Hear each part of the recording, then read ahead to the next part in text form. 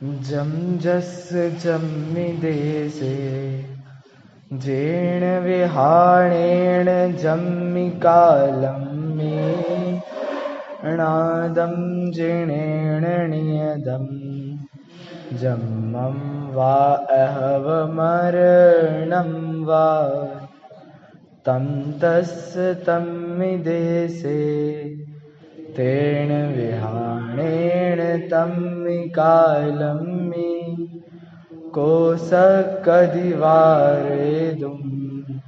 इन्दो वातः जिनिन्दो वा एवं जोनिच्छेदो चाणदिदवाणि सब पज्जाए सो सदिठि शुद्धो जो संकदि सोहु को दिठि।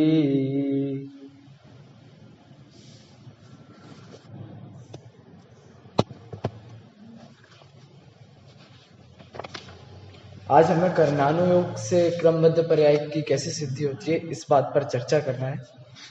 कल हमने देखा था कि किस प्रकार प्रथमानुयोग से इन्होंने सिद्धि करी। दो उदाहरण दिए, एक दो नहीं तीन दिए। एक तो द्वारिका जलने का उदाहरण दिया, उसके बाद मारीची की जीव का उदाहरण दिया, और तीसरा वो भद्रबाहु स्वामी द्वारा अकाल की घोषणा की गई, और फिर चंद्रगुप्त के स्वप्नों के बारे में बात की गई। तो मुझे स्वप्न मिल गए हैं। देखिए, मैं आपको 16 स्वप्न एक बार बताता हूँ वो कैसे स्वप्न थे और आज क्या फल देखने में उनका मिलता है।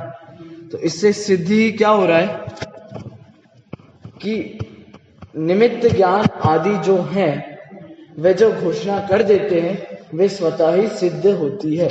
उन्होंने ये घोषणा करी थी कि अब ये पंचम काल जो आने वाला है, कि स्वयं चंद्रगुप्त पंचम काल के ही थे, तो उन्होंने घोषणा करी थी कि अब जो काल आने वाला है, आगामी काल, वह किस प्रकार होगा। तो देखिए, सबसे पहला स्वप्न था सूर्य मंडल अस्त होते हुए देखा। इसका क्या मतलब था कि पंचम काल में अंग पूर्व के धारी मुनि कोई नहीं रहेंगे।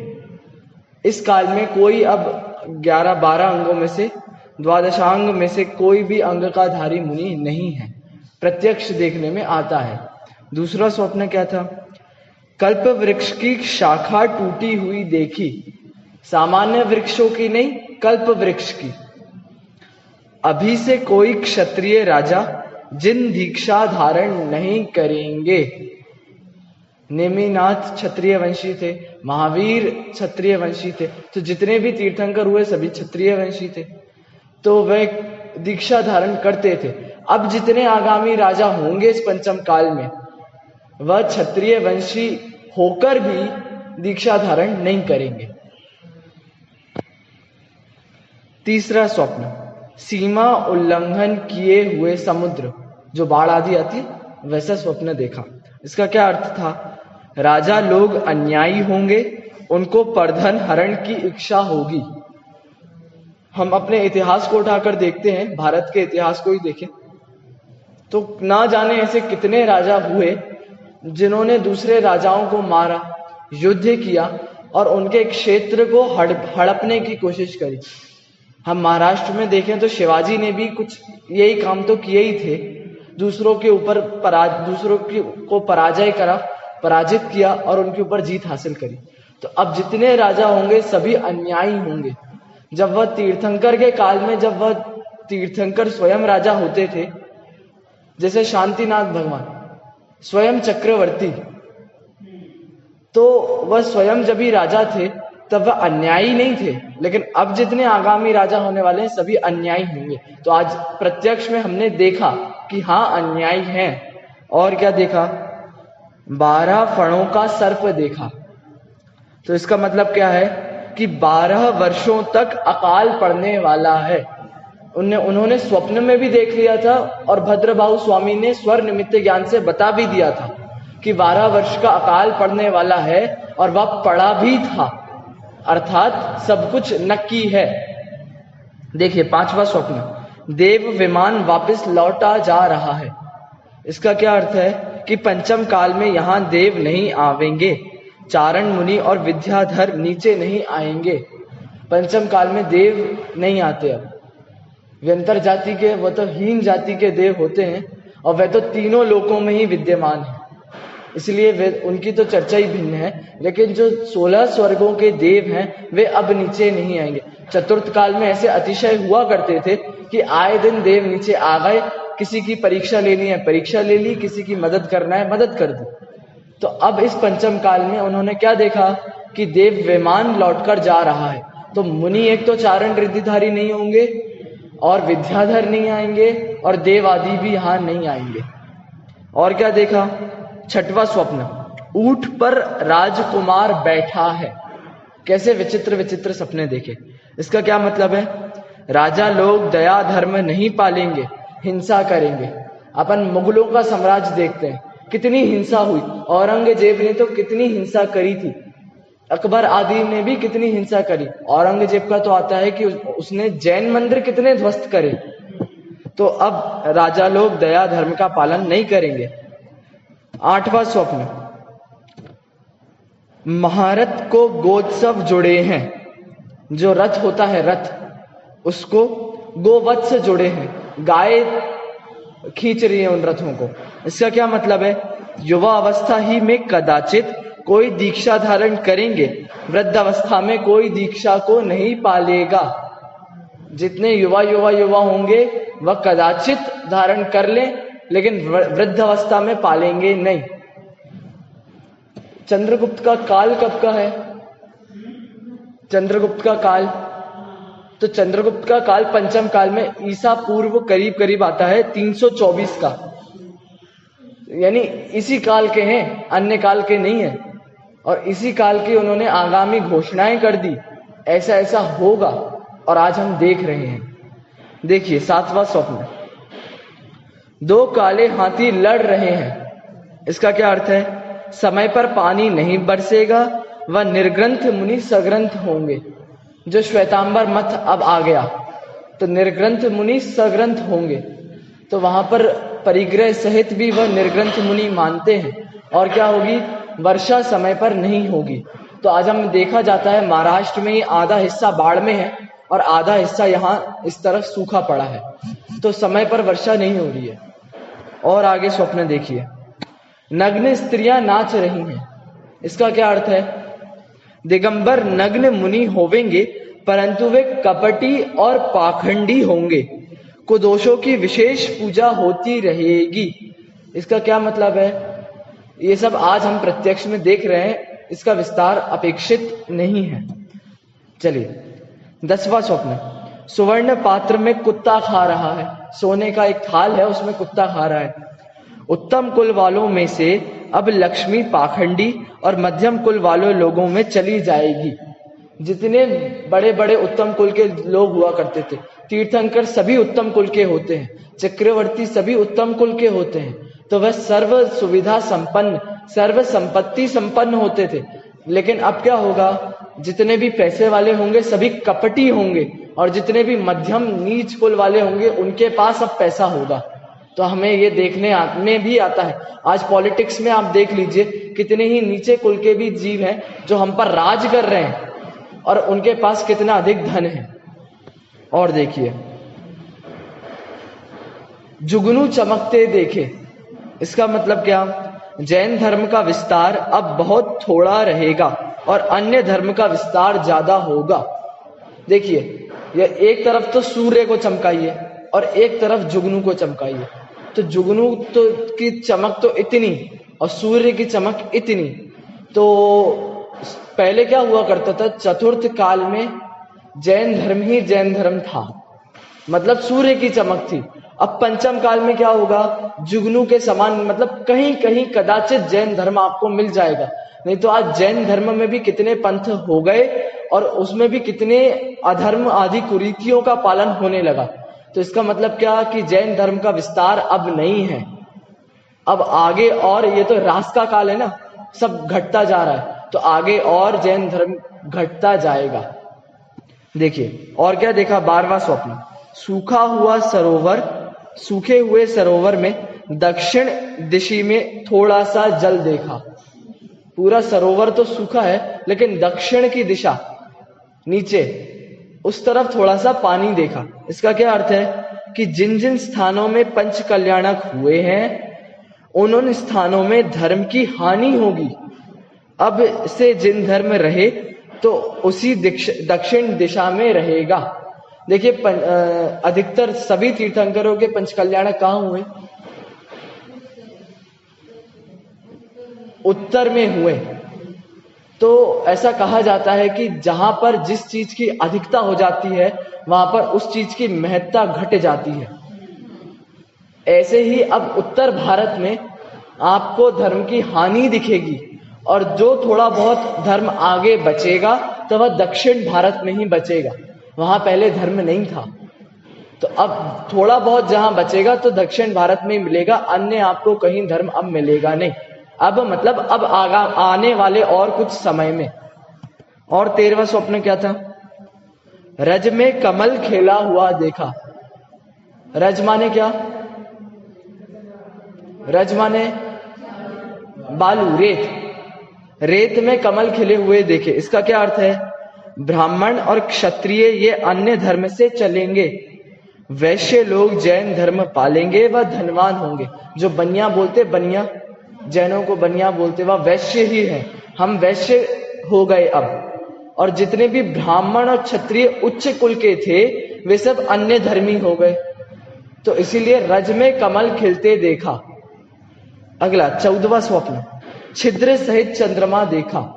इसका क्या अर्थ है कि जिन शासन में अनेक भेद प्रभेद होंगे, 13 पंथी 20 पंथी और ना जाने कितने भेद आ गए, स्थानकवासी, मूर्ति पूजक और ढूंढक मत वाले भी एक जैनों के अंदर ही आते हैं। तो इतने सारे भेद प्रभेद हो गए और आगे और होंगे, और ये सब हम प्रत्यक्ष में देख रहे हैं। ये सब किसकी सिद्धि कर रहा है? क्रमबद्धता की सिद्धि कर रहा है ये सब। जब हमने वहां देखा कि केवली भगवान का ज्ञान जान सकता है तो ये निमित्त ज्ञानी आदि जो घोषणाएं करते हैं ये भी सत्य होती हैं। तो जो ये स्वप्न आए थे, कब आए थे? करीब करीब 382 ईसा पूर्व में, जो आज सच होते दिखाई दे रहे हैं। तो हम इन्हें झुटला भी नहीं सकते। और क्या देखा? 15वां स्वप्न, हाथी पर बंदर बैठा हुआ है। इसका क्या अर्थ है? क्षत्रिय लोग सेवक होंगे, नीच लोग राज्य करेंगे। हम ये प्रत्यक्ष पॉलिटिक्स में अच्छे से देख सकते हैं कि जो हमें, जिन पर हमारा राज चल रहा है वे आज किस जाति के हैं और उनकी सेवा कौन कौन जाति के लोग कर रहे हैं। ना केवल पॉलिटिक्स में, हम समाज में भी देखें, सोसाइटीज में भी देखें तो सारे नीच कुल के ही लोग अब उठ के आ रहे हैं। जितने ये SC ST के रिजर्वेशंस जो होने लगे ना, आरक्षण, ये सब क्या है? तो वो सब अब ऊपर उठकर आ रहे हैं, वे सब हम पर राज करेंगे और हम उनके सेवक बनेंगे। अंतिम, रत्न राशि रज में देखी, मतलब धूल में रत्नों की राशि देखी। इसका क्या अर्थ है? मुनियों में अनेक फूट होगी, आपस में स्नेह भाव नहीं रहेगा। ये सब भी हम भली भांति परिचित हैं, प्रत्यक्ष में देखने में आता है, इसलिए इसका विस्तार भी अपेक्षित नहीं है। चलिए, तो इस प्रकार तो ये थे 16 स्वप्न। किसके? सम्राट चंद्रगुप्त के। तो उन्होंने जिस जिस आधार पर ये भविष्य की घोषणाएं की थी वे सभी आज सत्य हैं। इससे यही सिद्ध होता है कि क्रमबद्ध पर्याय नाम की कोई चीज है। अब कर्णानुयोग के अंदर चलते हैं। कर्णानुयोग में किसकी चर्चा है? कर्मों की चर्चा है। और किसकी चर्चा है? तो इसकी चर्चा है कि 6 महीने 8 समय में कितने जीव मोक्ष जाएंगे? 608 जीव जाएंगे। देखिए पैराग्राफ पढ़ते हैं, पेज नंबर 16, लास्ट पैराग्राफ। तथा क्या कर्णानुयोग में यह नहीं लिखा है कि 6 महीने 8 समय में 608 जीव निगोद से निकलेंगे और इतने ही समय में इतने ही जीव मोक्ष भी जाएंगे? क्या इससे अधिक जीव निगोद से निकल सकते हैं या मोक्ष जा सकते हैं? क्या यह निश्चित नहीं है तो फिर क्या इससे वस्तु स्वतंत्रता खंडित नहीं होती? इतने ही जीव मोक्ष क्यों जाएंगे, इससे अधिक क्यों नहीं? देखिए वहां निगोद से निकलने की भी राशि नक्की कर दी और वहां से मोक्ष में जाने की भी राशि नक्की कर दी। कि 6 महीने और समय भी नक्की कर दिया कि इतने ही समय में इतने ही जीव निकल सकते हैं, इससे ज्यादा निकलेंगे तो ये सब झूठा है, मतलब ये सब झूठा तो हो नहीं सकता, इसलिए इससे ज्यादा निकलेंगे नहीं। तो 6 महीने 8 समय में 608 जीव निगोद से निकलकर वही तो नहीं 608 जीव मोक्ष से जाएंगे। अब इसमें आगे अंतिम लाइन में प्रश्न उठा दिया कि यदि ये सब आप पहले से ही नक्की कर देते हो तो इससे स्वतंत्रता खंडित नहीं हो गई वस्तु की? भैया क्यों हम थोड़ा सा तीव्र पुरुषार्थ कर लें, भले ही मानो हमारा 608 में नंबर नहीं है तो हम थोड़ा पुरुषार्थ करके उन 608 में अपना नंबर लगा लें तो ऐसा हो सकता है? तो वहां साफ मना करते हैं कि यदि आपका अभी 608 में नंबर नहीं है तो आप जितने ही पुरुषार्थ कर लो आपका नंबर 608 में नहीं आने वाला। तो फिर और जीव के मन पागल हो जाता है, वो सोचता है फिर तो मैं करूं क्या सर, क्यों पुरुषार्थ करूं, क्यों पढ़ूं लिखूं स्वाध्याय करूं, क्यों ध्यान आदि की क्रियाएं को करूं, जब मुझे मोक्ष ही नहीं जाना है, संसार में रहना है, तो चलने दो जैसा चल रहा है। देखिए और कितना नक्की है और बताते हैं आपको। 6 महीने 8 समय में 608 जीव जाने हैं। अब यदि 6 महीने में जीव नहीं गए 608 तो अंतिम के जो 8 समय बचता है उसमें 608 जीव जाते हैं। ऐसा नहीं है कि 6 महीने निकल गए अब तो समय 8 समय को बचे, कैसे जाएंगे जीव? तो थोड़ा आगे पीछे थोड़ा टाइम या तो एक्स्ट्रा हो जाता होगा या जीव थोड़े कम हो जाते होंगे। तो आगमों में इसकी चर्चा भी आई कि जो अंतिम 8 समय बचते हैं उसमें कितने कितने जीव जाएंगे, और यदि आप उन जीवों का टोटल करें तो वह 608 हो जाएगा। देखिए पहले समय में कितने जीव जाएंगे? यदि 6 महीने में 608 नहीं गए तो वह अंतिम जो 8 समय बचते हैं उसमें 608 जीव कैसे जाएंगे? ये तो नक्की है, और ये भी नक्की है कि प्रत्येक समय में कितने जीव जाएंगे। देखो पहले समय में कितने जीव जाएंगे? 32, दूसरे समय में 48, तीसरे समय में 60, चौथे समय में 72, पांचवें समय में 84, छठे समय में 96, सातवें और आठवें समय में 108 और 108 जीव जाएंगे। अब आप इनको जोड़ लीजिए, ये 608 ही है, मतलब मैंने जोड़ के ही लिखा है। तो अब आप देख लीजिए जिन आगम में, जिन शास्त्रों में, कर्णानुयोग में कितना सूक्ष्म विवेचन है एक बात, और कितना नक्की और स्पष्ट है कि यदि 6 महीने में जीवों को नहीं जाना हुआ तो उन 8 समय में जीव जाएंगे, 608 जाएंगे, और प्रत्येक समय में कितने जाएंगे इसकी भी चर्चा आती है। तो देख लीजिए आप कितना क्रमबद्ध है सब परिणाम, जो कुछ होना है वह सब पूर्व में नक्की है। देखिए कर्णानुयोग में चतुर्गति के जीवों की निश्चित संख्या लिखी हुई है और वह कभी कम बढ़ नहीं हो सकती। यदि सब कुछ निश्चित नहीं है तो फिर जीवों के पाप पुण्य अनुसार नारकियों और देवों की संख्या न्यूनाधिक होती रहनी चाहिए। यह कितनी अच्छी बात कही। ये कहते हैं कि यदि आप कहें कि संख्या नक्की नहीं है, कभी कुछ भी हो सकती है, मनुष्य में कुछ संख्या, देव में कुछ संख्या, नरक में कुछ संख्या, ऐसी हो सकती है, तो पता जीव क्या करेगा? जीव तो पुण्य करेगा, क्योंकि भैया नरक में क्यों जाए, हम तो पुण्य करो, और आप अपन अकेले पुण्य नहीं करेंगे, पूरा संसार पुण्य करेगा, क्योंकि पुण्य से नरक स्वर्ग की प्राप्ति होती है शुभ भाव से। तो अब ये बताइए कि जब सभी पुण्य करने लगेंगे तो स्वर्ग में तो लग जाएगी भीड़, भैया सब स्वर्ग जाएंगे। जितने नक्की थे यदि वह नक्की नहीं होते और सभी पुण्य करने में लग जाएं, करते तो हैं लेकिन सभी जाने लग जाएं, तो स्वर्ग में तो लग गई भीड़, और नरक तो कोई जाना नहीं चाहता, तो वहां तो हो गया खाली, सुनसान हो गया नरक। तो क्या ऐसा होता है? नहीं होता। इससे क्या सिद्ध होता है? अब थोड़ी गहरी बात है कि हमारे पुण्य पाप भी हमारे अधीन नहीं है।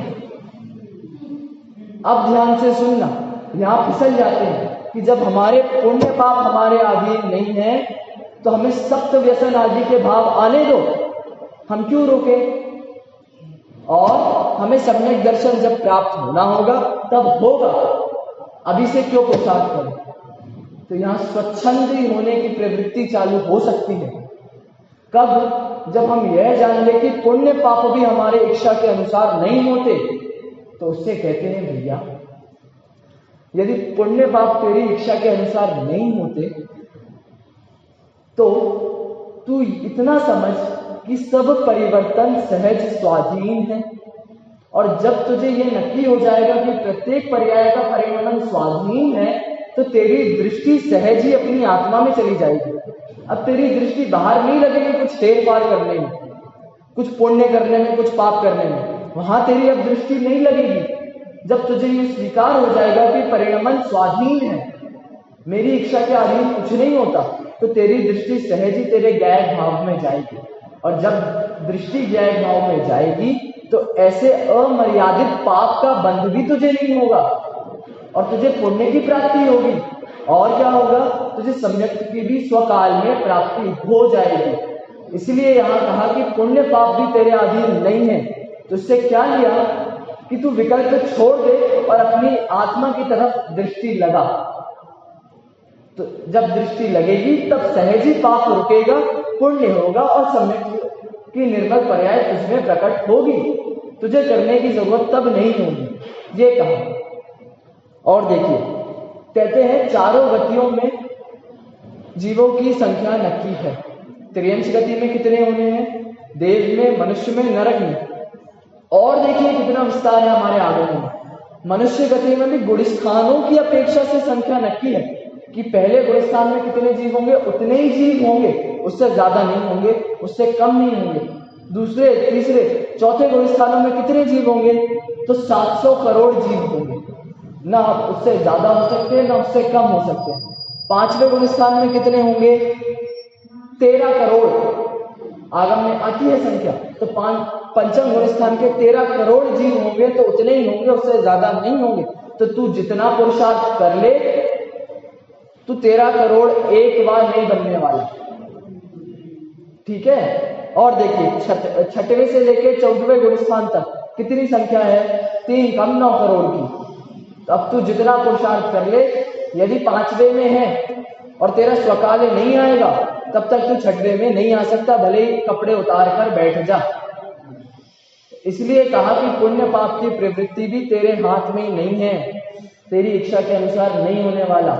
अभी और इसकी चर्चा करेंगे आगे। देखिए, करणानी योग में यह भी लिखा है कि जीव नित्य निगोज से 2000 सागर के लिए निकलता है, साधिक 2000 सागर के लिए निकलता है।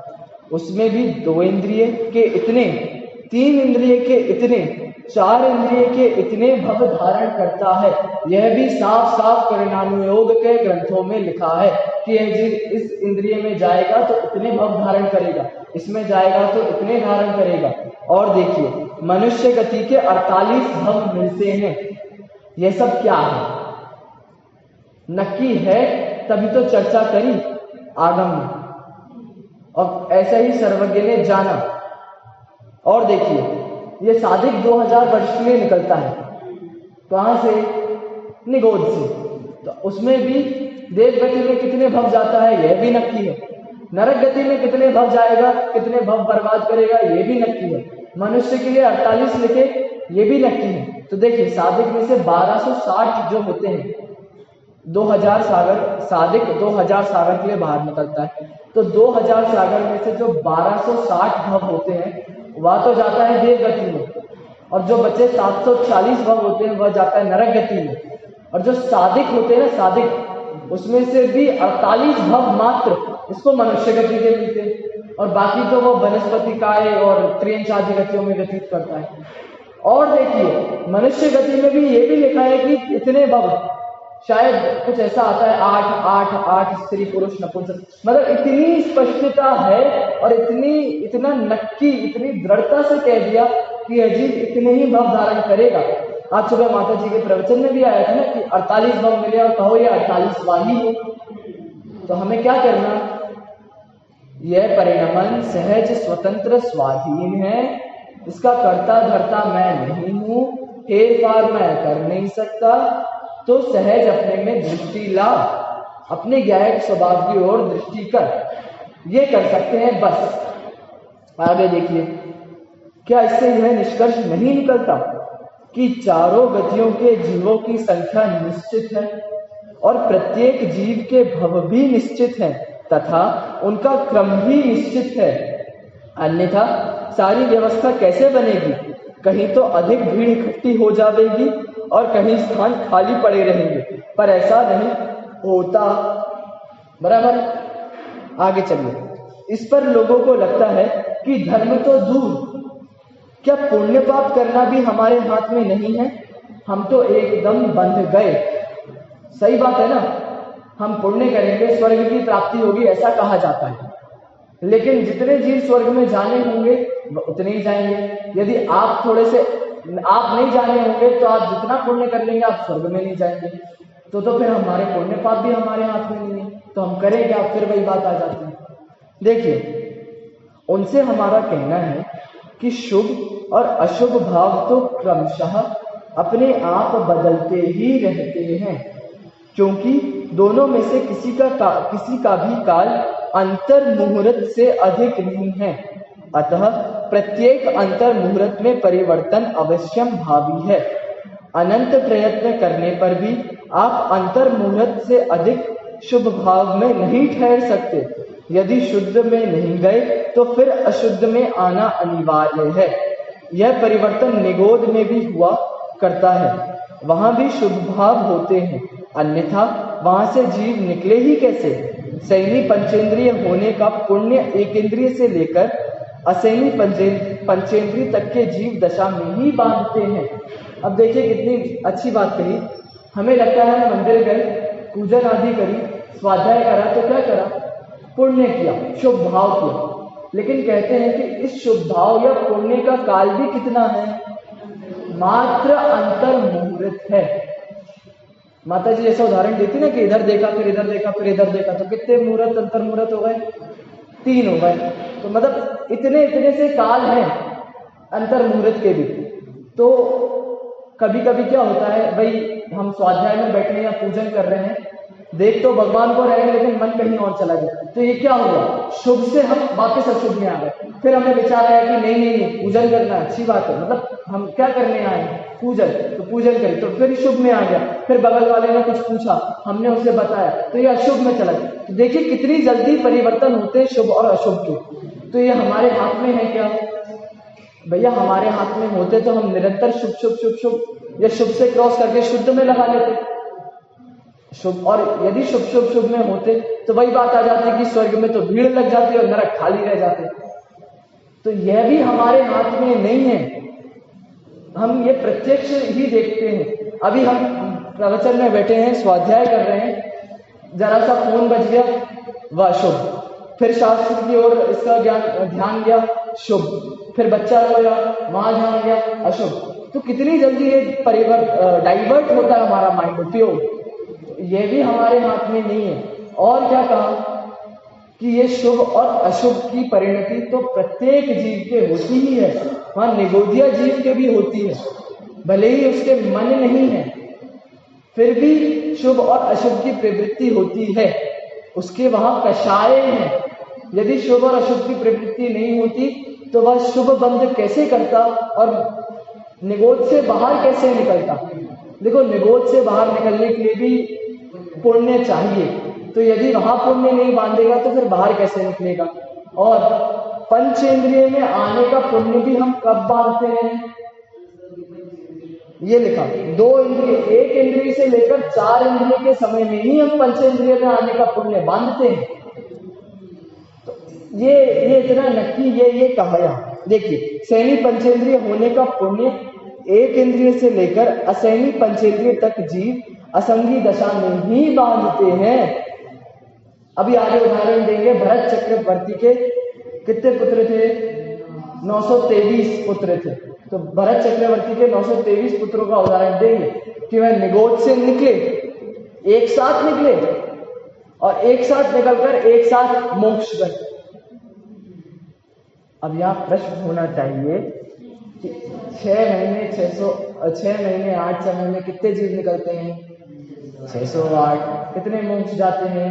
608। लेकिन भरत चक्रवर्ती के 923 पुत्र एक साथ निकले थे और एक साथ मोक्ष भी गए थे। तो यह कथन कैसा है?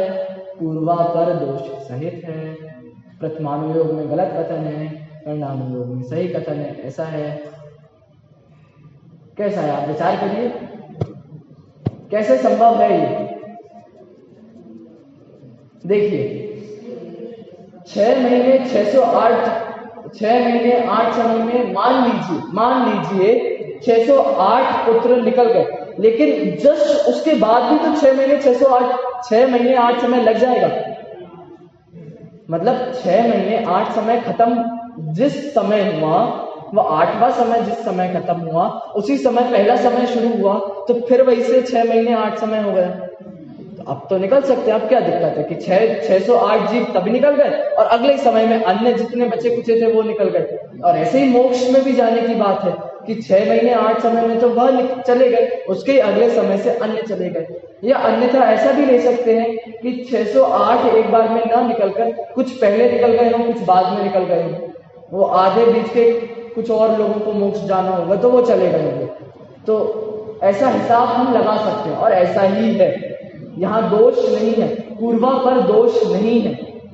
ये है, देखिए भरत चक्रवर्ती के उन पुत्रों ने जो कि निगोद से निकलकर एकाध पर्याय को अविवक्षित करके सीधे चक्रवर्ती के पुत्र होकर उसी भव से मोक्ष गए हैं, तो ये इतना तीव्र पुण्य इन्होंने बांधा कहां? निगोद गति में बांधा। मनुष्य भव और चक्रवर्ती के यहाँ उत्पन्न होकर, और पुण्य तो देखिए कि चरम शरीरी भी थे, मतलब उसी भव से मोक्ष जाने वाले थे। चरम शरीर प्राप्त करने का पुण्य असैनी अवस्था में ही बांधा था, पर यह सब सहज क्रम से संपन्न हुआ था, संभव हुआ था। वहां बुद्धि पूर्वक कुछ भी प्रयत्न नहीं किया गया था। यदि हम सोचते हैं कि हम अपने शुभ और अशुभ को कंट्रोल कर सकते हैं, हम अच्छे परिणामों और बुरे परिणामों को कंट्रोल कर सकते हैं, तो वहां निगोदिया जीव का उदाहरण दिया कि वह मन रहित होता है, उसका मन नहीं होता, तो फिर वह कैसे पुण्य कर रहा है और पाप को कंट्रोल कर रहा है कि उसने इतना पुण्य कर लिया कि अब वह चक्रवर्ती का बेटा भी बन गया और चरम शरीरी भी बन गया। तो इससे यही सिद्ध होता है कि ना तो मैं अपने शुभ भावों को कंट्रोल कर सकता हूं, ना तो मैं अशुभ को कंट्रोल कर सकता हूं।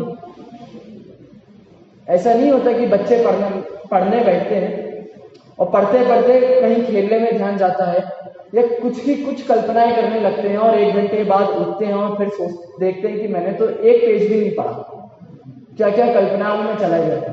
तो कहता है नहीं, अब कल से मैं ध्यान से पढ़ाई करूंगा, अपना उपयोग किताब में स्थिर करके रखूंगा और कहीं नहीं जाने दूंगा। अगला दिन हुआ, किताब खोली, बैठा, 2 लाइन पढ़ी, अभी दोस्त का फोन आया, दोस्त का फोन, इस बार वो फुल कॉन्सेंट्रेट था। दोस्त का फोन आया, दोस्त ने कुछ बात बता दी, फोन रखा, अब फिर उसका दिमाग पूरा वहीं डाइवर्ट हो गया, जबकि उसने सोचा था कि नहीं मैं कुछ नहीं सोचूंगा, फिर भी अब फिर सोचने लगा। चलिए, अब उसके बाद उसने और प्रयास करे तो फिर किसी ने कुछ डिस्टर्ब कर दिया तो फिर उसका ध्यान चला गया। तो इससे ये ही सिद्ध होता है और ये सब हम प्रत्यक्ष में देखते हैं। मतलब मैं तो ये बताना चाह रहा हूं कि आप इसे डे टू डे लाइफ में भी कितने अच्छे से देख सकते हो। ऐसा होता है ना, जैसे हम किसी से बोले कि बिल्ली का ध्यान मत करना, तो उस व्यक्ति को बिल्ली का ही ध्यान होता है। तो ये बोल दिया था कि नहीं करना, तो फिर नहीं करना था ना तुम, लेकिन फिर उसी का वही दिमाग में चलती रहती है। तो इसीलिए हम डे टू डे लाइफ में भी बहुत सी ऐसी चीजें देख सकते हैं कि ये शुभ और अशुभ मेरे हाथ में नहीं होते हैं। कभी भी कुविचार आ जाते हैं, किसी को भी लेकर आ जाते हैं, तो ये मेरे हाथ में नहीं है। और प्रथमानुयोग में तो कितनी अनेकों कहानियां भी हैं कि किसको देखकर कितने कितने भाव बिगड़े और भाव बिगड़ने से कितने भव बिगड़े, पूरी कहानियां भी हैं। तो क्या कहा, इससे क्या लेकर हम क्या करें कि भैया जब ये भाव भी मेरे हाथ में नहीं है तो इतना स्वीकार कर लो कि सब परिणाम सहज स्वाधीन स्वतंत्र है। ऐसा स्वीकार जिस दिन हो जाएगा उस दिन इसकी दृष्टि अंदर चली जाएगी। अंदर चली गई तो स्वतः ही पुण्य का बंध होगा, पाप का बंध नहीं होगा और सम्यक की निर्मल पर्याय की प्राप्ति भी होगी। लेकिन कब होगी? जब ये स्वीकृत होगा, उससे पहले नहीं हो सकती। देखिए, जैसा कि कहा है नित्य निगोद मानते कड़िकर नर पर जाए पाए सुखदानी, समुखित लही अंतर मुहूर्त में केवल पाए वरी शिवरानी। क्या कहा कि नित्य निगोद में से कड़िकर निकल कर नर पर जाए पाए सुखदानी। ये भरत चक्रवर्ती आदि के 923 पुत्रों की बात चल रही है। इन दो पंक्तियों में उन्हीं की बात है कि नित्य निगोद से निकले और मनुष्य गति को प्राप्त हुए और सम्यक अंतर मुहूर्त में सम्यक धारण किया और अंतर मुहूर्त में मोक्ष भी गए। फिर भी मैं आपसे ही जानना चाहता हूं कि आप कौन सा पुण्य भाव करने की स्वाधीनता चाहते हैं। अब पुण्य भाव में भी स्वाधीनता देखिए, तीर्थंकर, चक्रवर्ती या इंद्रादि पद प्राप्त करने का। अब आप इनमें से भी किस लेवल का पुण्य करना चाहते हैं? तीर्थंकर प्रकृति बंध हो इसका, चक्रवर्ती का बंध हो इसका, या इंद्रादि गति की प्राप्ति हो उसका। जब तीर्थंकर 24 ही होते हैं और वह भी एक क्षेत्र में एक साथ दो नहीं, तो क्या दो जीव एक साथ तीर्थंकर होने योग्य पुण्य बंध कर सकते हैं? अब बताइए कि आज कोई व्यक्ति है बिल्कुल निश्चित पक्की करके बैठ गया कि मैं आज इतना पुण्य करूंगा, इतना पुण्य करूंगा, इतनी 16 कारण भावनाओं का भाव होगा कि अब मैं तीर्थंकर प्रकृति का बंध करके ही उठूंगा। अब मुझे बताइए, एक काल में कितने तीर्थंकर? 24। भूतकाल के हो गए ना, नाम सहित हमें पता है। वर्तमान में देखिए, वर्तमान में कितने तीर्थंकर हैं? वर्तमान में अभी पंचम विदेश क्षेत्र में है तो वहां 20 तीर्थंकर और 170 तीर्थंकर, तो वे भी नाम सहित नक्की हैं, अभी नहीं है, वर्तमान में चल रहे हैं अभी नाम सहित, उनके आगमन में नाम भी है सभी के। और बताइए भविष्य में कितने होने वाले हैं? इधर भरत ऐरावत क्षेत्र में 24 होने वाले, उनके नाम आगम में है नहीं है? अब मुझे बताओ, आपका नाम है कहीं? तो आप कितने यहाँ बैठ के पुण्य कर लो, 16 कारण भावनाएं भालो, तीर्थंकर प्रकृति तो बंधने वाली नहीं है। अब कोई कहे भैया चलो अगली भविष्य की 24 में ना सही तो उसके बाद वाली भविष्य की 24 में, तो भैया उसके नाम भी आगमों में दे रखे हैं। ऐसे अभी तो कितनी 24 के तो नाम दे रखे हैं। वो कहता है कि भरत क्षेत्र में ना सही तो विदेश क्षेत्र में, तो विदेश क्षेत्र में तो निरंतर चल ही रहे, तो वहां भी आप जा नहीं सकते। तो आप कितना पुण्य करोगे, किस लेवल तक का पुण्य करोगे, या किसके आधार पर पुण्य करोगे कि आपका नाम इधर आ जाए? तो चक्रवर्ती कितने होते हैं? लोग 24 तीर्थंकर थे, चक्रवर्ती तो और कम हो गए, 12 ही बचे। तो 24 में तो नंबर कहो कदाचित आ जाता, 12 में तो और आने से रहा। 12 चक्रवर्ती पहले हो गए, आने वालों के भी नाम, आपका नाम कहीं है, हमारा नाम नहीं। तो मतलब क्या कहना चाहते हैं कि आप कितने ही पुण्य ये सोच के बैठो, ये कितने ये चाह लो कि मैं जितने भी कार्य बाहर के कर रहा हूं सबसे पुण्य बंद कर रहा हूं, तो ये सब आपकी मिथ्या मान्यता ही है और कुछ नहीं है।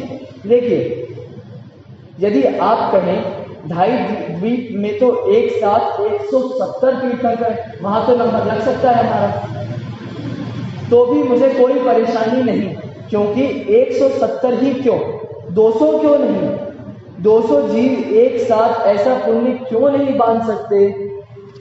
समझ में आया?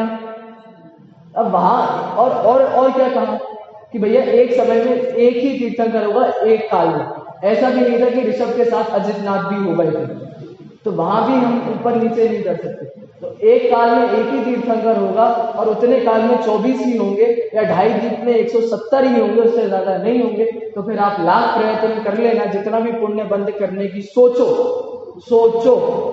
तो भी पुण्य बंद नहीं होगा, क्योंकि कितना कहा काल पुण्य का, शुभ का अंतर मुहूर्त, तो अंतर मुहूर्त में शुभ, अंतर मुहूर्त में अशुभ।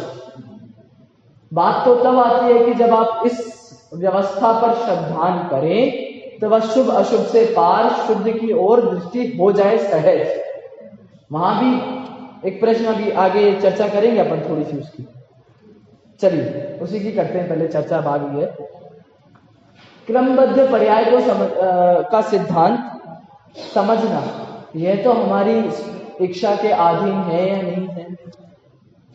अरे क्रमबद्ध पर्याय, इस किताब को पढ़ना, इसके द्वारा बताया गया सिद्धांत समझना, यह तो हमारी इच्छा के अधीन है भैया, हमने इच्छा करी थी, इधर आके बैठे हैं, कक्षा सुन रहे हैं, किताब खोलकर बैठे हैं, पढ़ रहे हैं, और कहो घर जाके भी अभ्यास करते हैं, तो ये तो हमारी इच्छा के अधीन हुआ समझना। क्रमबद्ध पर्याय का सिद्धांत हमारी इच्छा के अधीन हम समझते हैं, बराबर। देखिए, एक माँ होती है, अपने बच्चे को जब सुलाती है तो कैसे सुलाती है? थपकी दे देकर, ऐसे ठोक ठोक कर नहीं सुलाती। तो यदि फिर माँ थोड़ी देर बाद बच्चे से पूछती है, बेटा नींद आ गई क्या? तो यदि नींद आ गई होगी तो वह कुछ नहीं बोलेगा और कहेगा हाँ मम्मी आ गई। इसका मतलब उसे नींद आई क्या? नहीं। ठीक है। एक और चीज देखिए, अभी जैसे मैं बोल रहा हूँ और मैं बिल्कुल लास्ट वाली आंटी से पूछूं, आंटी आपको आवाज आ रही है? बराबर। यदि आंटी कहती कि मुझे आवाज नहीं आ रही है, इसका क्या मतलब है? आंटी को आवाज आ रही है, तभी तो उन्होंने मेरी बात सुनी और कहा कि मुझे नहीं आ रही। अब देखिए, जब मैंने आपसे कहा कि क्रमबद्ध पर्याय का सिद्धांत तो मेरी इच्छा के अधीन है, यदि मैं इसमें हाँ बोलूंगा कि हाँ मेरी इच्छा के अधीन है, इसका मतलब मुझे अभी क्रमबद्ध पर्याय समझ में नहीं आई। भैया पहले ही पेज पर कह दिया कि प्रत्येक वस्तु का परिणमन स्वाधीन स्वतंत्र है। और जब मैं ये कह दूंगा, ये घोषणा कर दूंगा और ये कहने लगूंगा कि मुझे तो क्रमबद्ध पर्याय की बात समझ में आ गई, मैं सम्यक दृष्टि, कार्तिकेय स्वामी ने कहा ना कि जिसे यह सिद्धांत समझ में आ गया वह सम्यक दृष्टि, तो यदि मैं अपने ढिंढोरा पीटने लगूं जा जाके कि मुझे क्रमबद्ध पर्याय की बात समझ में आ गई है, ये मेरी इच्छा के अधीन था, मैंने इसे समझ लिया, तो मैं कौन? मिथ्या दृष्टि, सम्यक दृष्टि नहीं, क्योंकि मेरी इच्छा के अधीन था सो मैंने समझ लिया। भैया ये भी मेरी इच्छा के अधीन नहीं है समझना। और उस बच्चा जब सो जाता है तो वह कुछ नहीं बोलता, और यदि इसे भी क्रमबद्ध पर्याय की बात समझ में आ जाती तो वह अनुभव रूप से मात्र मौनता को धारण करता। भैया आ गई ना, ठीक है, जो जैसा होना था वैसा मुझे अपनी योग्यता अनुसार ही समझ में आ गया। और जो कहे कि मैं इसे समझता हूं वह गलत आदमी है। जो कहे कि मैं प्रयत्न करता हूं और मेरा प्रयत्न सफल होता है कि ये मेरी इच्छा के अधीन है इसे समझना, उसे अभी क्रमबद्ध पर्याय समझ में नहीं आई है। देखिए आगे चर्चा करते हैं। भरत क्षेत्र में जो आगामी 24 तीर्थंकर होने वाले हैं, उनके नामों की घोषणाएं जिनागम में हो चुकी है। साथ ही उन जीवों के नाम भी घोषित हो चुके हैं जिन्हें भावी तीर्थंकर होना है। रावण आदि का, लक्ष्मण, ये अपने कृष्ण आदि, इन सब ये घोषणा हो चुकी है कि यही तीर्थंकर बनेंगे। वहां कहीं लिखा था कि शाश्वत बनेगा तीर्थंकर, वहां कहीं नहीं लिखा कि मेरा नाम वहां कहीं नहीं था। तो उनके नामों की भी घोषणा हो गई है और साथ ही तीर्थंकर के नामों की भी घोषणा हो गई है। वह सब निश्चित था तभी तो घोषित हुआ। जब हमने चर्चा करी थी ना कि क्रमबद्ध पर्याय और सर्वज्ञता, हेतु और साध्य कैसा संबंध है अविनाभावी, कि परिणमन निश्चित है तभी तो केवली भगवान के ज्ञान में आया, और निश्चित नहीं होता तो ज्ञान में नहीं आता। तो वैसे ही कि वह सब निश्चित था तभी तो घोषित हुआ है। क्या उनके अतिरिक्त कोई अन्य जीव तीर्थंकर प्रकृति बांध सकता है? यदि नहीं तो फिर हम सब की तो 19 कोड़ा कोड़ी सागर की छुट्टी हो गई, क्योंकि आगामी 19 कोड़ा कोड़ी सागर तक का सब नक्की है। मतलब वह काल जब अभी अवसर्पणी चल रहा है, फिर उत्सर्पणी आएगा, तो इस हिसाब से पूरा नक्की है। और आप जानते हैं यह जीव निगोद से निकलकर त्रस पर्याय में साधिक 2000 सागर के लिए ही आता है। यदि इस बीच मुक्त नहीं हुआ तो फिर वही निगोद में चले जाना है। फिर अनंत काल तक का कोई ठिकाना नहीं। निगोद से भी अनंत काल बाद तो निकलते हैं और साधिक 2000 सागर के लिए निकलते हैं, और कहो यह हमारा आखिरी, मेरे ये आखिरी गति बस चल रही है, इसके बाद मुझे मरकर अब निगोद जाना है। तो समझ लीजिए अब अनंत काल की तो फिर से छुट्टी, तो फिर कहाँ रह गया पुण्य और कहाँ रह गया पाप। इससे भी यही सिद्ध होता है कि यह शुभ और अशुभ करना मेरे हाथ में नहीं है। यदि आप कहें न सही भरत के, ऐरावत के या विदेह के तीर्थंकर हो जाएंगे, पर भाई साहब जब भरत क्षेत्र के तीर्थंकर की घोषणा हो गई तो ऐरावत क्षेत्र और वह विदेह क्षेत्र के तीर्थंकरों की भी घोषणा हो ही गई होगी। यहाँ के शास्त्रों में यहाँ का उल्लेख है, वहां के शास्त्रों में वहां का उल्लेख होगा। हम भरत क्षेत्र में हैं तो यहाँ के शास्त्र मतलब हमारे शास्त्रों में हमारे यहाँ का उल्लेख है, तो उनके ऐरावत क्षेत्र में उनके शास्त्रों में उनका उल्लेख होगा। केवली के ज्ञान में तो सर्वत्र अनंत काल तक के होने वाले तीर्थंकरों की घोषणा हो गई है। कोई गुंजाइश नहीं है हिलने डुलने की। हिलने डुलने की क्या मतलब? अपने अनुसार किसी को परिवर्तन करने की या अपने परिणामों को ही अपने अनुसार परिवर्तन करने की कोई गुंजाइश नहीं। यदि कोई कहे न सही तीर्थंकर का पुण्य चक्रवर्ती ही हो जाएंगे, पर चक्रवर्ती की सीटें तो और भी कम है। एक क्षेत्र में जितने काल में तीर्थंकर 24 होते हैं उतने ही काल में चक्रवर्ती तो 12 ही होते हैं। जब तीर्थंकरों का निश्चित है तो चक्रवर्तियों का भी निश्चित होगा। शास्त्रों में तो उल्लेख इसलिए नहीं मिलता कि किस किस का उल्लेख करें। यह तो अब स्वतः समझ में आ जाना चाहिए कि जब इतने ही तीर्थंकरों का नक्की है तो उन तीर्थंकरों के बीच में जो 12 चक्रवर्ती होने वाले हैं उनका भी ऑब्वियस सी बात है नक्की तो हो गई। जब कहा था जन्म से लेकर मरण तक तो बीच का सब नक्की, ऐसे ही इतने सारे तीर्थंकर कह दिए तो बीच में अब जो होने हैं वह सब नक्की ही है। देखिए यह जानना जरूरी भी है। ऊपर वाले तीर्थंकरों का उल्लेख करके सामान्यतः यह बता दिया जाता है कि सब कुछ निश्चित ही है। यही जानना जरूरी भी है।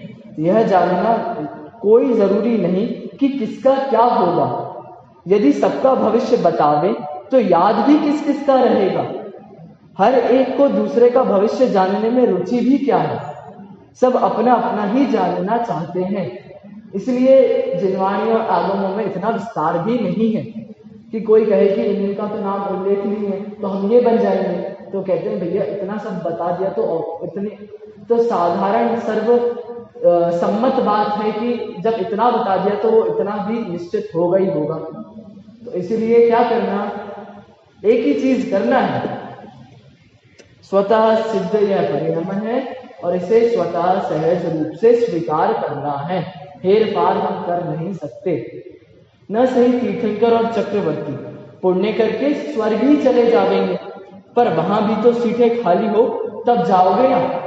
देखिए कितना बढ़िया यहाँ तर्क प्रस्तुत करते हैं। वहां अकाल मृत्यु तो होती नहीं। स्वर्ग में जैसे जो 33 सागर की आयु बांधकर गया है तो वह 33 सागर ही पूरा भोगेगा। अकाल मृत्यु का तो वहां कोई काम नहीं है। यदि कोई देव या इंद्र अभी अभी स्वर्ग में गया है तो फिर जब तक उसकी आयु पूरी न हो जावे तब तक उस पद के योग्य पुण्य कोई अन्य जीव नहीं बांध सकता। कितनी बढ़िया बात कह दी, कितना साफ साफ कह दिया कि यदि अब वो 33 सागर की आयु लेकर गया है तो 33 सागर तक कोई जीव उतना पुण्य नहीं कर सकता कि वह उसकी जगह पर चला जाए। और उनकी आयु भी तो सागरों की होती है। स्वर्गों की तो क्या बात, बिना सीट खाली हुए तो नरक में भी जगह नहीं मिलने वाली। आपका जब का जहां का स्थान सुरक्षित रिजर्वेशन होगा तभी और वहां स्थान मिलेगा। नरक में भी उत्कृष्ट आयु 33 सागर। तो कोई व्यक्ति यदि 33 सागर के लिए अभी नरक गया है तो आप भूल जाइए कि 33 सागर तक आप निश्चिंत हो जाइए कि मैं नरक नहीं जाने वाला, क्योंकि मैं इतना पाप ही नहीं कर पाऊंगा कि मैं 33 सागर की उस व्यक्ति की जगह पर नरक चला जाऊं। तो जहां जैसा आपका रिजर्वेशन है, सीट पक्की है, आप वहीं जाएंगे और उस अनुसार ही आपके परिणाम होने वाले हैं। तो इस हिसाब से क्या हो गया, गति अनुसार मति, गति अनुसार मति। देखिए जिनवाणी के उल्लेखानुसार तो बात ऐसी ही है। यह बात अलग है कि आप जिनवाणी को ही न माने, पर उससे भी निस्तारा नहीं मिलेगा, क्योंकि फिर तो आपको बहुत कुछ मानना छोड़ना होगा। फिर ना आप आदिनाथ को मान सकेंगे ना महावीर को। 24 तीर्थंकर और 12 चक्रवर्ती भी मानना संभव ना होगा, क्योंकि यह सब आपने आगम में पढ़कर ही तो माना है। जब आगम ही सत्य ना रहा तो यह सब कुछ साफ है। अब कोई जीव कह दे कि भैया मुझे भरोसा नहीं है, मैं तो पुण्य करूंगा और देख लेना स्वर्ग जाऊंगा, मैं नहीं मानता ये सारी बात, तो फिर वही बात है कि यदि आप आगम को नहीं मानते तो उस अनुसार आदिनाथ को भी नहीं मानते और महावीर को भी नहीं मानते। क्यों? क्योंकि जब पंचम काल में इस दुषम भीषण काल में जिन देव का जब हो विरह, तब मात सम उपकार करते शास्त्र ही आधार है। आज पंचम काल में हमें तीर्थंकर की साक्षात दिव्य ध्वनि तो प्राप्त नहीं है, तो दिव्य ध्वनि के रूप में उनके मात्र आगम शास्त्र प्राप्त है। तो यदि अब हम इसे ना माने और कह दे कि मैं तो उतना पुण्य करूंगा और देख लेना मैं स्वर्ग जाऊंगा, तो फिर क्या बात है कि वह शास्त्र, हम शास्त्र को नहीं मान रहे, और शास्त्र को नहीं मान रहे मतलब साक्षात केवल भगवान की दिव्य ध्वनि को नकार रहे हैं, दिव्य ध्वनि को नकार रहे हैं, जिसकी वाणी को ही हम मना कर रहे हैं, तो उस व्यक्ति को कैसे प्रामाणिक मान सकते हैं? जब उसकी वाणी को ही कह रहे हैं कि ये वाणी ही झूठी है, तो व्यक्ति भी झूठा ही है। तो आदिनाथ से लेकर महावीर तक हम नहीं मान सकते। और आगे देखें तो एक चारवाक नाम का मत होता है। चारवाक कैसा मत होता है? यावत् जीवेत सुखम जीवेत ऋणम कृत्वा मृतम पिबेत भस्मीभूतस्य देहस्य पुनरागमनम कुतः। सबसे बिंदास जो लोग आपको देखने मिल जाएंगे बाहर, कहते हैं कि एक ही जिंदगी मिली है, खोलकर जियो, जैसे जीना है वैसे जियो, दिल खोलकर जियो। और क्या कहते हैं कि ऋण लेकर घी पियो, मतलब ऋण ले लो और घी पी लो। क्यों? क्योंकि क्या पता इस देह का क्या होने वाला है, आगे क्या होगा कुछ नहीं पता। ये सब भस्मीभूतस्य देहस्य, भस्मी की तरह ये देह भी जल जाएगा, और पुनरागमनम कुतः, और पुनर्जन्म अब कहाँ होगा।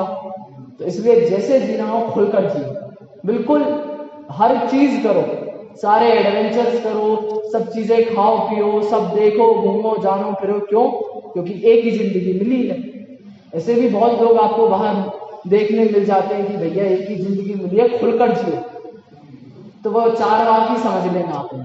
और जब कभी हमारी मान्यता में भी ये सिद्धांत आ जाए कि यार एक ही तो जिंदगी मिली है, क्या फालतू हम यहाँ 1 घंटे आकर बैठ गए, बढ़िया, इससे अच्छा तो जाकर कोई मूवी देख लेते या कुछ और काम कर लेते, तो मतलब और हम जिंदगी को जी लेते। कहते हैं ना कि जिंदगी को जियो, तुम क्या धर्म में लगे रहते हो। तो वह सब समझ लेना, जब हमारी परिणति में भी ऐसी सब बातें आने लगे तो चारवाक की सामने वाला नहीं, हम स्वयं ही।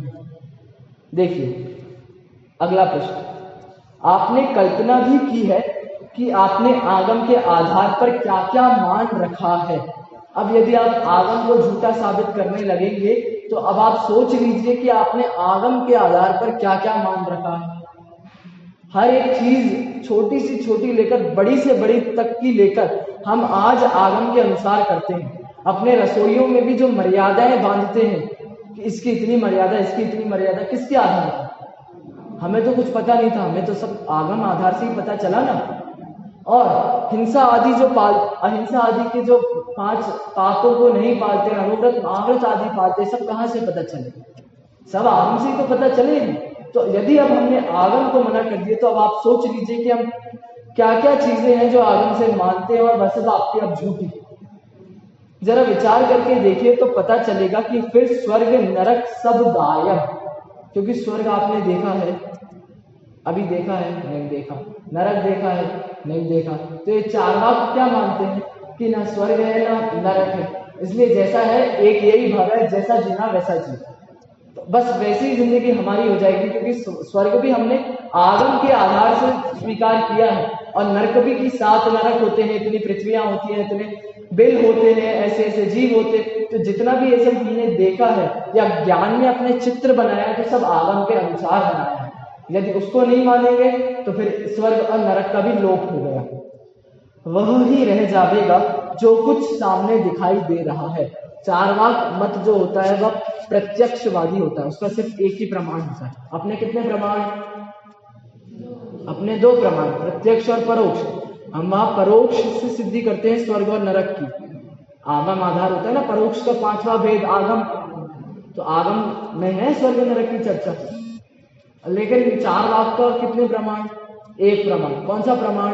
प्रत्यक्ष प्रमाण। क्या मानता है? जो देखा बस वही, और कुछ नहीं। तो इसे नरक नहीं दिख रहा, नरक नहीं है, स्वर्ग नहीं दिख रहा, स्वर्ग नहीं है। कर्म दिखते हैं अपन को, तो कर्म भी नहीं दिखते। लेकिन अपने यहाँ कर्म सिद्धांत है सो मानते हैं और उसके अनुसार कार्य भी होता है।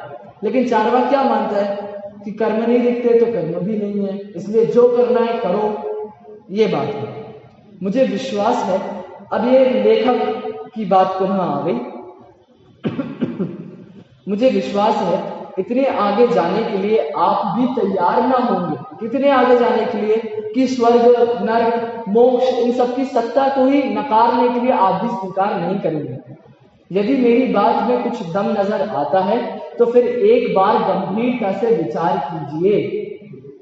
जब अपने को प्रथमानुयोग या कर्णानुयोग का विशेषज्ञ कहने वाला विद्वान भी संपूर्ण पर्यायों के क्रम नियमित होने का विरोध करते हैं, तब आश्चर्य हुए बिना नहीं रहता, क्योंकि प्रथमानुयोग और कर्णानुयोग में तो कदम कदम पर इसका प्रबल समर्थन किया गया है। और देखिए, हमने कर्म बांधा, जैसे मैंने अगले भाव में मैंने मनुष्य आयु का बंध किया, गति का बंध किया, और उसमें यदि संक्रमण होना है तो बस संक्रमण भी केवल भगवान के ज्ञान में अभी आ चुका है। या जो अकाल मृत्यु का प्रकरण अभी आगे आएगा कि 70 साल की उम्र एवरेज देखी जाए तो 60 साल की मनुष्य गति की अभी की एवरेज आई। अब व्यक्ति का कार एक्सीडेंट हुआ और मर गया, 5 साल का बच्चा मर गया कार एक्सीडेंट में, तो ये तो अकाल मृत्यु हो गई। तो वहां कहते हैं कि ये अकाल मृत्यु भी केवल भगवान के ज्ञान में थी। जब कदम कदम पर यहाँ सर्वज्ञता या क्रम नियमितता की बात है, तो प्रथमानुयोग और कर्णानुयोग को पढ़ने वाले, यहाँ लिखा विशेषज्ञ, इसी बात को नहीं मानते और इसका विरोध करते हैं, तो पुनः लेखक को आश्चर्य हुए बिना रहता नहीं। बस अंतिम पैराग्राफ देखकर खत्म करेंगे, फिर कल से एक नई चर्चा। इसी प्रकार चरणानुयोग और द्रव्यानुयोग के शास्त्रों में भी सर्वत्र ही प्रतिध्वनि देखी जाती है, इसकी प्रतिध्वनि देखी जाती है। समय सार, आत्मख्याति व कार्तिकेय अनुप्रेक्षा के उदाहरण तो दिए ही जा चुके हैं। प्रवचन सार गाथा 102 की तत्व प्रदीपिका टीका में भी पर्याय के जन्म क्षण और नाश क्षण की बात आती है, उससे भी इस बात की पुष्टि होती है। देखिए, यहाँ प्रथमानुयोग और कर्णानुयोग का तो विस्तार से चर्चा करी, चरणानुयोग और द्रव्यानुयोग की न करी, क्योंकि द्रव्यानुयोग तो देखिए इतने सारे उदाहरण देकर पहले आ चुके, तो वह चर्चा हो गई। चरणानुयोग की इसलिए भी नहीं करी क्योंकि ये तो अनुशीलन है, एक नॉवेल जैसी है, छोटी सी पुस्तक अनुशीलन है, तो विस्तार फिर बहुत हो जाता। तो देखिए, चरणानुयोग में भी हम कैसे समझ सकते हैं कि सब कुछ क्रम नियमित है। द्विदल का प्रकरण आता है जब, तो वहां वो भी लगती है कि दूध से क्या क्या मिलने पर, और जब जब हमारी ये थूक का उससे संबंध होगा तो कैसे कैसे जीव पैदा होंगे, सब लिखा हुआ है, सब नक्की है। और क्या आता है, अनछले जल में कितने जीव हैं, ये तो आज के साइंटिस्ट ने बता दिया। हमारे हिसाब से तो अभी भी असंख्यात जीव हैं, है ना। तो असंख्यात जीव ये भी अनछले पानी की एक बूंद के नक्की हैं, और छने जल की मर्यादा कब तक रहने वाली है ये भी नक्की है। उसमें उसको उबाल दे तब कब तक रहेगी, या उसमें लौंग आदि कुछ डाल दे और फिर मर्यादा बढ़ जाएगी, तो ये सब नक्की है ना समय। तो ये चरणानुयोग से हम देख सकते हैं कि कैसे यहाँ भी क्रमबद्धता है। यहाँ भी ऐसा नहीं हो सकता कि आप कुछ फेर फार कर दो, ऐसा नहीं हो सकता कि आप एक बार छने हुए मर्यादित जल की मर्यादा खत्म होने के बाद उसे पुनः छाने तो वह मर्यादित हो जाए, ऐसा नहीं होता। एक बार छना हुआ मर्यादित जल अमर्यादित होने के बाद यदि हम पुनः उसे छाने तो वह अमर्यादित ही रहता है, मर्यादित नहीं हो जाता, यह भी नक्की है। यह है क्रमबद्धता। कोई चाहे नहीं हम तो फेर फार कर देंगे, हम तो छानेंगे, 2 छन्नों से नहीं 4 छन्नों से छानेंगे तो हो ही जाएगा। तो भैया ऐसा नहीं है, तेरी मूर्खता है। तो इससे हमें ये सब पता चलता है। इससे क्या पता चला कि चारों अनुयोगों में क्रमबद्धता की सिद्धि है, लेकिन किसके अनुसार करी कि सर्वज्ञता ने जैसा जाना वैसा सब कुछ हुआ। यहाँ चारों अनुयोगों से उदाहरण दे दिए, लेकिन बहुत से ऐसे जीव हैं जो कहते हैं भैया हम सर्वज्ञता को नहीं मानते। अब बताओ, अब सिद्धि करो क्रमबद्ध पर्याय की। वहां मैंने कहा था कि सर्वज्ञता और क्रमबद्धता में अविनाभावी संबंध है। सर्वज्ञता इज इक्वल्स टू क्रमबद्धता। तो अब कोई कह दे कि यदि सर्वज्ञता को मैं नहीं मानता, फिर आप कैसे सर्वज्ञता क्रमबद्धता की सिद्धि करोगे, इसकी चर्चा हम कल करेंगे। आगे प्रवचन सार के माध्यम से 99 गाथा की टीका है, उसके माध्यम से हम ये चर्चा करेंगे कि जो व्यक्ति सर्वज्ञता को नहीं मानता, कोई बात नहीं, हम फिर भी क्रमबद्धता की सिद्धि करेंगे, क्योंकि क्रमबद्ध पर्याय सिद्धांत है तो उसे नकार तो हम सकते हैं।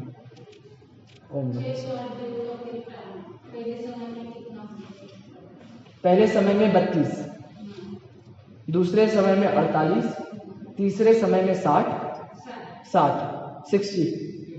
चौथे समय में 72, पांचवें समय में 84, 84, छठे समय में 96, 96, सातवें और आठवें समय में 108, 108।